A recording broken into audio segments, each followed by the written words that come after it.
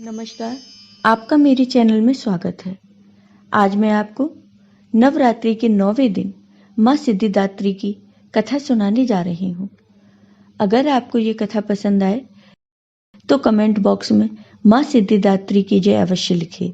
साथ ही अगर आपने अभी तक मेरे चैनल को सब्सक्राइब नहीं किया तो सब्सक्राइब कर लीजिए और बेल आइकन पर क्लिक जरूर कीजिए, जिससे हमारे वीडियो के नोटिफिकेशन आपको मिलते रहें। हिंदू धर्म में नवरात्रि के 9वें दिन माँ सिद्धिदात्री की पूजा अर्चना की जाती है। असुरों का संहार करना, देवताओं का कल्याण करना, यही उनके अस्त्र शस्त्र धारण करने का कारण है। मान्यताओं के अनुसार माता ने यह स्वरूप असुरों का संहार करने के लिए लिया था।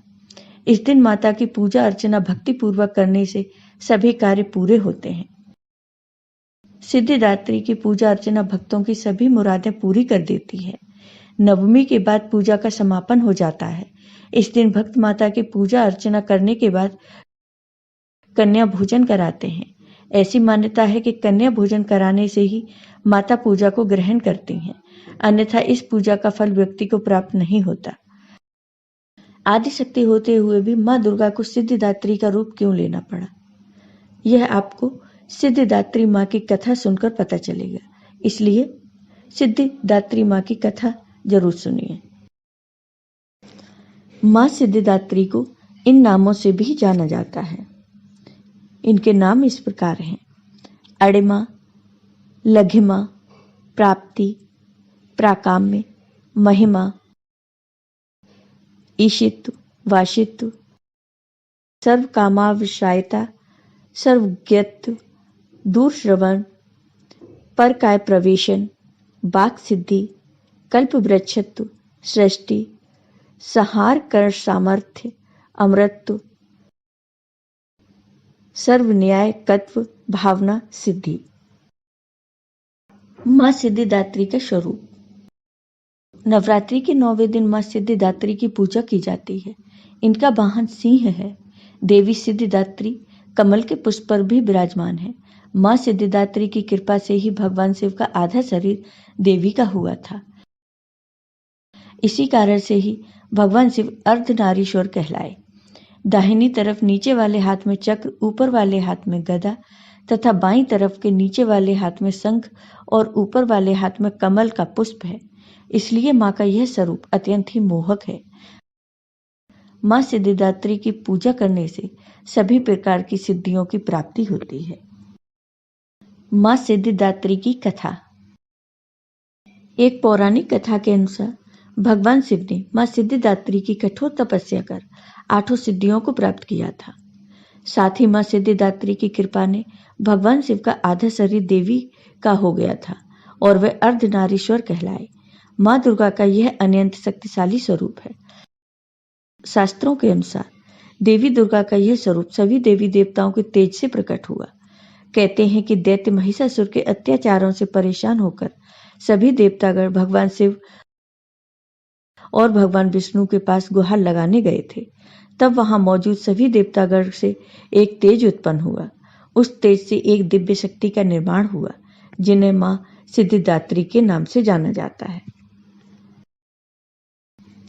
नवरात्रि के अंतिम दिन मां सिद्धिदात्री की पूजा की जाती है। मां की पूजा करने से मनुष्य को कर्मों से लड़ने की शक्ति प्राप्त होती है। देवी सिद्धिदात्री की पूजा करने से मनुष्य के जीवन की सभी इच्छाएं पूर्ण होती हैं। मां कमल के आसन पर विराजमान है। उनके पास हाथों में कमल, शंख, गदा, सुदर्शन चक्र है, जो जीवन में सही मार्ग की ओर अग्रसर करते हैं। नवमी के दिन मां की आराधना से यश, बल और धन की प्राप्ति होती है। इस दिन पूजा करने से अंतरात्मा को दिव्य पवित्रता प्राप्त होती है और जीवन में अच्छे कर्म की प्रेरणा मिलती है। भगवान शिव ने भी मां सिद्धिदात्री की ही उपासना की थी। मां सिद्धिदात्री को सिंह पर सवारी करने वाली, चतुर्भुज तथा सर्वदा प्रसन्न रहने वाली मां की उपासना करने से भक्तों को धर्म, अर्थ, काम व मोक्ष मिलता है। देवी ने सफेद रंग के वस्त्र धारण कर रखे हैं और वह अपने भक्तों को ज्ञान देती हैं। मां की हमेशा उपासना करने से अमृत पद की प्राप्ति होती है। या देवी सर्वभूतेषु सिद्धिदात्री रूपे संस्थिता, नमस्तस्यै नमस्तस्यै नमस्तस्यै नमो नमः।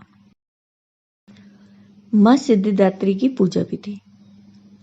दुर्गा पूजा में इस तिथि को विशेष हवन किया जाता है। यह 9 दुर्गा का आखिरी दिन भी होता है, तो इस दिन माता सिद्धिदात्री के बाद अन्य देवताओं की भी पूजा की जाती है।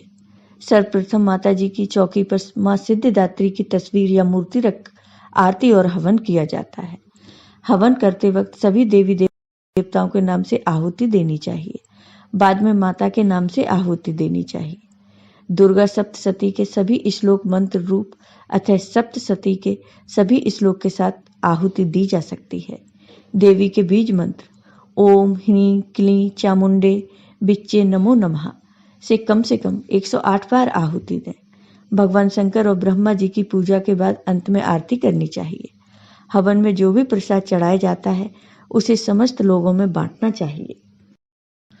इस दिन मौसमी फल, हलवा, चना, पूड़ी, खीर और नारियल का भोग लगाया जाता है। साथ ही नवरात्रि के अंतिम दिन उनके वाहन, हत्या, योगिनियों और अन्य देवी देवताओं के नाम से हवन पूजन करना चाहिए। इससे मां प्रसन्न होती हैं और भाग्य का उदय भी होता है। बैंगन या जामुनी रंग पहनना शुभ रहता है। यह रंग अध्यात्म का प्रतीक होता है। इस तरह करें कन्या पूजन। सिद्धिदात्री की पूजा के बाद कुंवारी कन्याओं को घर बुलाकर उनके पैर धोकर आशीर्वाद लेना चाहिए और फिर मंत्र द्वारा पंचोपचार पूजन करना चाहिए। इसके बाद सभी कन्याओं को हलवा, पूरी, चने और सब्जी दें। भोजन कराने के बाद उनको लाल चुनरी उड़ाएं और फिर रोली तिलक लगाकर कलावा बांधें।